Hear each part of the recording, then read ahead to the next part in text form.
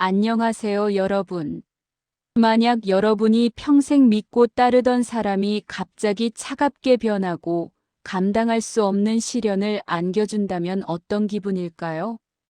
오늘 이야기는 명문가의 순수하고 연약한 도련님이 하루아침에 모든 것을 잃고 혹독한 현실에 내던져지는 과정을 통해 진실을 깨닫고 의젓한 선비로 거듭나는 성장통을 들려드리려고 합니다. 구독과 좋아요는 더 많은 이야기를 전하는데 큰 힘이 됩니다.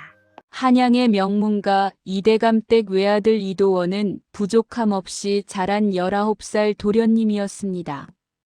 그는 책을 읽고 시를 읊으며 평화로운 나날을 보냈죠. 특히 늙은 머슴 덕수는 평생 그림자처럼 도원을 보살피며 그의 세상의 전부나 마찬가지였습니다. 덕수는 항상 따뜻한 미소를 지으며 도원의 곁을 지켰어요. 덕수 할아버지, 오늘은 저녁 반찬으로 무엇이 나올까요? 어제 먹었던 전복찜이 아직도 생각나요. 도련님께서 맛있게 드셨다니 다행입니다. 오늘은 도련님께서 좋아하시는 연근 조림과 따뜻한 쇠고기국이 준비될 겁니다. 덕수의 얼굴에는 깊은 주름에도 불구하고 푸근한 미소가 가득했습니다. 그러나 그 평화는 한순간에 산산조각이 났습니다. 어느 밤 난데없는 포졸들이 들이닥쳐 이대감을 영모죄로 압송해갔고 대감 부인인 도원의 어머니는 덕수의 도움으로 겨우 영산사로 피신했어요. 도원은 집안의 몰락 앞에서 망연자실한 채 홀로 남겨졌습니다. 도원아, 부디 몸 성이 살아남아야 한다. 어미는 영산사에서 너를 기다릴 것이야. 어머니는 눈물을 머금고 도원의 손을 잡았다 놓았습니다. 텅 비어버린 대청마루에 서 있던 도원의 눈에 문득 덕수가 들어왔어요. 그는 평소와 달리 싸늘한 표정으로 도원을 응시하고 있었습니다. 그 시선에 도원은 등골이 오싹해지는 것을 느꼈습니다. 덕수는 아무 말 없이 낡고 허름한 머슴 옷을 도원에게 내밀었죠. 덕수 할아버지, 이 옷은 대체 무슨 말씀이세요? 저는 이걸 입을 수 없어요. 할아버지마저 저를 버리시는 건가요? 도원의 목소리는 절박했지만 덕수는 미동도 하지 않았습니다. 그의 눈빛은 깊이를 알 수 없는 강물 같았어요. 덕수는 그저 말없이 도원이 받아든 머슴 옷을 가리킬 뿐이었습니다. 도원은 평생 보지 못했던 덕수의 차갑고 매정한 모습에 심장이 얼어붙는 듯한 충격을 받았습니다. 과연 덕수에게 무슨 숨겨진 속셈이 있는 것일까요? 덕수는 도원의 절망적인 물음에도 끝내 입을 열지 않았습니다. 그의 침묵은 차가운 강철처럼 이도원의 가슴을 짓눌렀어요. 평생 자신에게 한 번도 무표정을 보인 적 없던 덕수의 낯선 얼굴은 그저 깊은 주름 아래로 어둠을 머금을 뿐이었습니다. 도원은 가슴이 찢어지는 듯한 고통에 숨조차 제대로 쉴 수 없었습니다. 덕수는 이내 대청마루 한쪽에 놓인 낡은 지게를 가리켰습니다. 그 지게 위에는 축축하고 지독한 거름 냄새를 풍기는 집단이 가득 실려 있었죠. 난생 처음 맡아보는 역겨운 냄새의 도원은 저절로 인상을 찌푸리며 뒤로 물러섰습니다. 마치 모든 더러운 것이 자신을 향해 쏟아지는 것 같은 기분이 들었습니다. 덕수는 그런 도원을 무심하게 바라볼 뿐이었습니다. 도련님, 이 지게를 지고 지금 당장 이 집을 떠나야 합니다. 덕수의 목소리는 얼음장처럼 차가웠고 그의 말에는 단 한 줌의 연민도 담겨 있지 않았습니다. 도원은 덕수의 눈빛에서 어떠한 온기도 읽을 수 없었어요. 평생 자신을 아끼고 보살펴주던 할아버지의 모습은 온데간데 없었습니다. 덕수는 낡은 지게를 가리키며 말을 이었습니다. 아무도 없는 깊은 산속으로 가세요. 뒤돌아보지 말고 오직 살 생각만 하십시오. 이것이 도련님께서 살아남을 유일한 길입니다. 도원은 머릿속이 새하얗게 변하는 것을 느꼈습니다. 살아남을 유일한 길이라니. 그 말은 자신이 곧 죽을지도 모른다는 뜻처럼 들렸습니다. 그는 멍하니 덕수를 바라보다가 이내 마지못해 무거운 지게를 짊어졌습니다. 태어나서 단 한 번도 무거운 것을 들어본 적 없는 여린 도련님의 어깨는 집단의 무게에 짓눌려 삐걱거렸고 거친 집단은 고운 비단옷을 파고들어 따끔거렸습니다. 지게를 맬 때마다 퍼져나오는 역한 걸음 냄새는 그의 콧속을 찔러왔습니다. 덕수는 그런 도원의 고통스러운 모습을 무심히 지켜볼 뿐 그에게 눈길 한 번 주지 않았습니다. 할아버지, 이게 대체 무슨 저를 어디로 보내려는 거예요? 정말 저를 버리시는 건가요? 제가 무엇을 잘못했나요? 도원의 목소리는 울음을 참느라 파르르 떨렸지만 덕수는 대답 대신 집안 곳곳을 돌며 값비싼 비단 뭉치와 은자 꾸러미를 챙기기 시작했습니다. 그가 거침없이 비단 서랍을 열고 장롱 깊숙이 숨겨둔 은자를 꺼내는 모습은 마치 오랫동안 계획했던 일인 양 능숙하고 거침없었습니다. 덕수는 그것들을 재빨리 자신의 품속 깊이 숨기고는 아무 말 없이 대문을 향해 성큼성큼 걸어 나갔습니다. 그의 뒷모습은 영락없는 도망자의 그것이었습니다. 도원은 눈앞에서 펼쳐지는 믿을 수 없는 장면에 정신이 혼미해졌습니다. 할아버지, 덕수 할아버지, 이러지 마세요. 덕수는 도원의 절규 어린 외침에도 뒤돌아보지 않고 어둠 속으로 사라졌습니다. 굳게 닫히는 대문 소리가 그의 심장을 후벼 파는 듯 했습니다. 도원은 배신감과 원망의 치를 떨었습니다. 평생 자신을 지켜주던 그림자 같던 덕수 할아버지가 고작 재물을 위해 자신을 버리고 도망갔다고 생각하니 피가 거꾸로 솟는 기분이었습니다. 그의 맑았던 눈동자는 순식간에 분노와 슬픔, 그리고 깊은 허무감으로 가득 찼습니다. 믿었던 이에게 버려진다는 것이 어떤 것인지 그는 온몸으로 깨닫는 중이었습니다. 분노와 함께 쓰나미처럼 밀려드는 슬픔에 도원은 그 자리에 주저앉아 통곡하고 싶었습니다. 그러나 멀리서부터 점점 가까워지는 광군들의 거친 발소리가 그의 귓가를 때렸습니다. 쿵, 쿵, 쿵. 심장이 발소리에 맞춰 격렬하게 울렸습니다. 그는 울음을 삼키며 이를 악물었습니다. 무거운 지게를 짊어진 채 도원은 난생 처음 겪는 고통과 외로움 속에서 산길을 헤매기 시작했습니다. 발끝은 미끄러운 돌부리에 걸려 넘어지고 숨은 턱까지 차올라 목이 타는 듯 했습니다. 옷은 땀과 흙으로 얼룩졌고 고운 얼굴에는 상처가 생겼습니다. 깊은 어둠 속 길 잃은 어린 양처럼 헤매는 도원은 과연 이 혹독한 밤을 무사히 견뎌낼 수 있을까요? 이도원은 거친 숨을 몰아쉬며 가파른 산길을 올랐습니다. 부드러운 비단옷에 익숙했던 몸은 가시덤불에 긁히고 흙먼지로 뒤덮였어요. 어둠 속 차가운 바람이 날카롭게 볼을 스쳤고 나뭇가지들은 그의 손과 팔에 자잘한 상처를 냈습니다. 발끝은 돌부리에 걸려 넘어지기 일쑤였고 허기진 배는 고통스럽게 비명을 질렀죠. 평생 겪어보지 못한 고단함이 온몸을 짓눌렀지만 발걸음을 멈출 수 없었습니다. 그의 심장은 북처럼 격렬하게 울렸습니다. 그때 멀리서 희미한 불빛과 사람들의 웅성거리는 소리가 들려왔습니다. 횃불을 든 광군들이 길목에 모여 지나가는 사람들을 검문하고 있었죠. 숲속에 숨어든 이도원의 심장이 쿵 하고 내려앉았습니다. 저곳을 지나야만 목적지에 닿을 수 있는 외길. 절벽처럼 막힌 길 앞에서 그는 절망했습니다. 가쁜 숨을 고르며 길섭 덤불 속에 몸을 숨겼습니다. 싸늘하게 굳은 문 같았던 덕수의 얼굴이 떠올랐죠. 정녕 덕수 할아버지는 나를 버린 것이었을까? 차라리 그때 매달려 애원했더라면. 뒤늦은 후회가 쓰나미처럼 밀려왔지만 이미 돌이킬 수 없는 일이었습니다.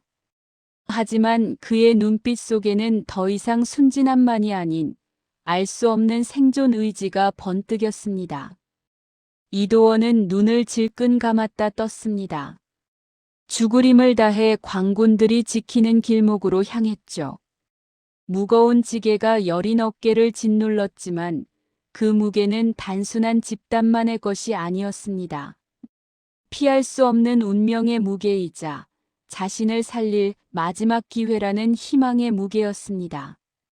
불안한 발걸음을 멈출 수는 없었습니다. 길목을 지키던 광군 중 한 명이 불현듯 이도원에게 시선을 던졌습니다. 횃불에 비쳐 매섭게 빛나는 눈동자는 이도원에게 너무나 익숙했죠.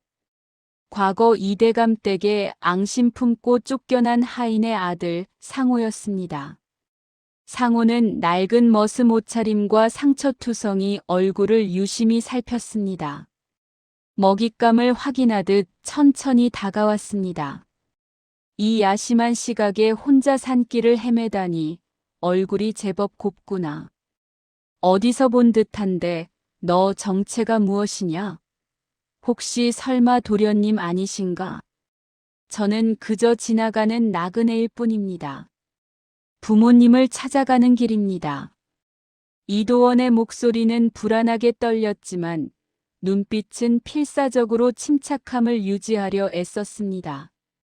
상호의 눈빛은 의심으로 가득 찼고 손은 무심한 듯 허리춤에 칼자루로 향하는 듯 보였습니다.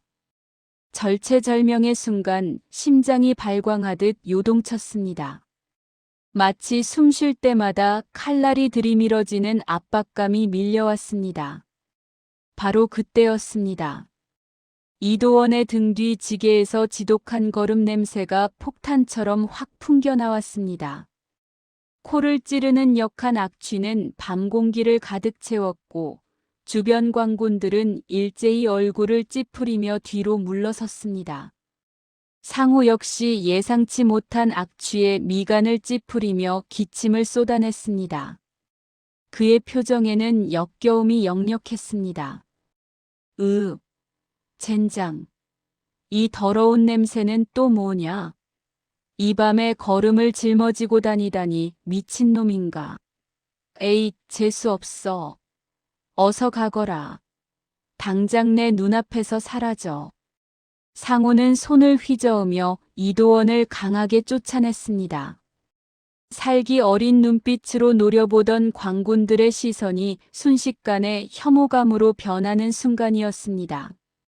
이도원은 기적적으로 위기를 모면했죠. 뒤돌아보지 않고 필사적으로 그 자리를 벗어났습니다.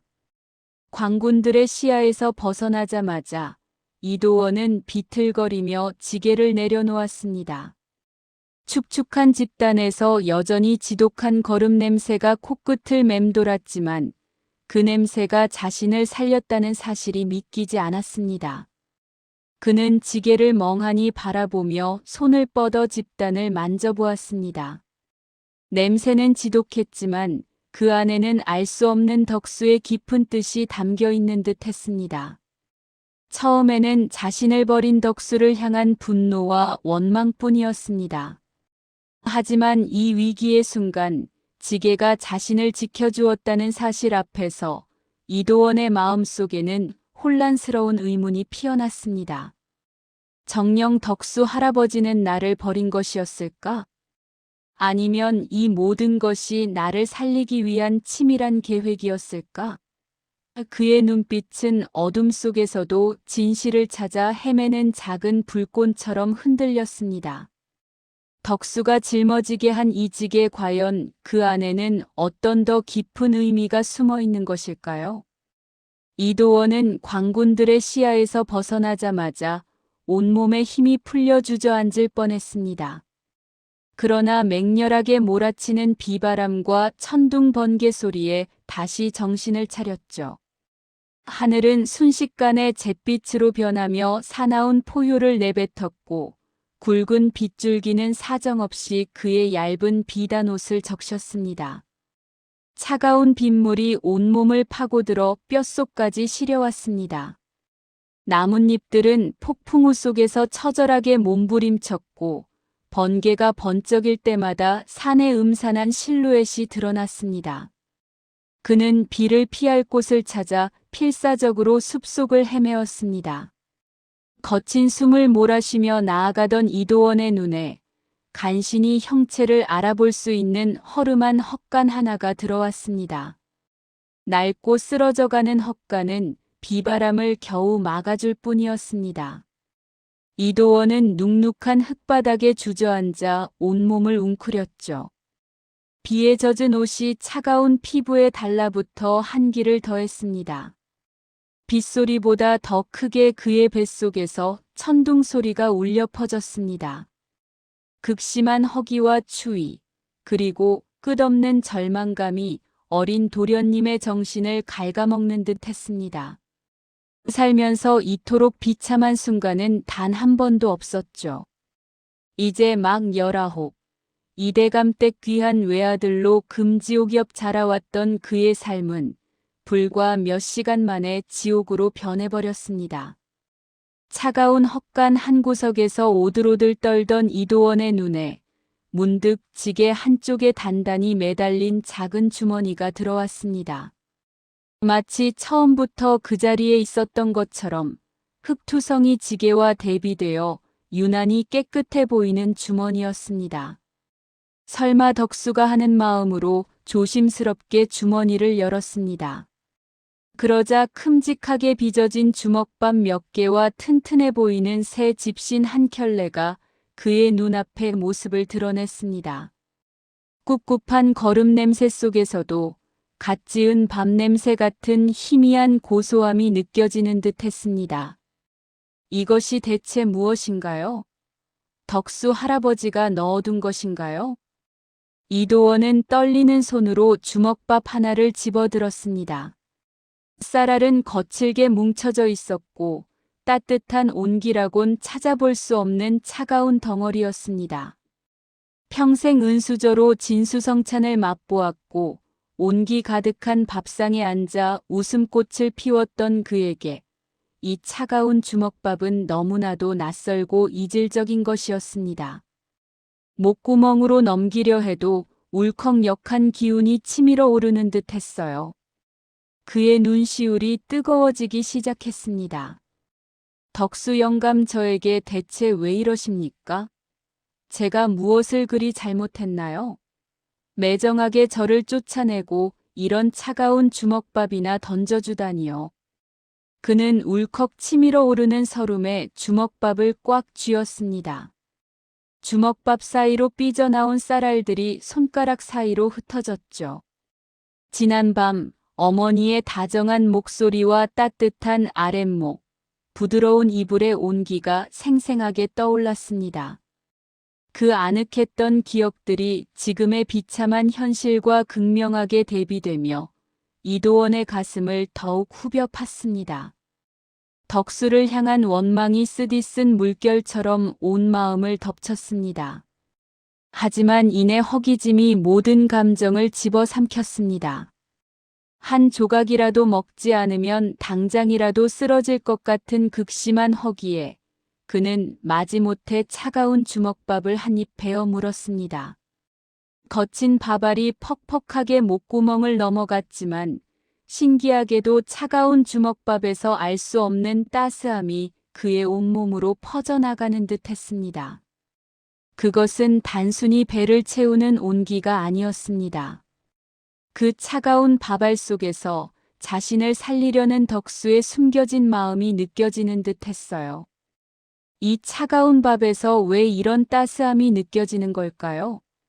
덕수 할아버지의 그 차가운 눈빛 뒤에 정녕 아무것도 없었을 리가 없는데.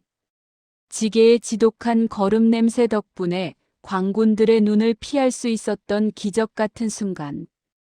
그리고 지금 이 허기를 채워주는 주먹밥.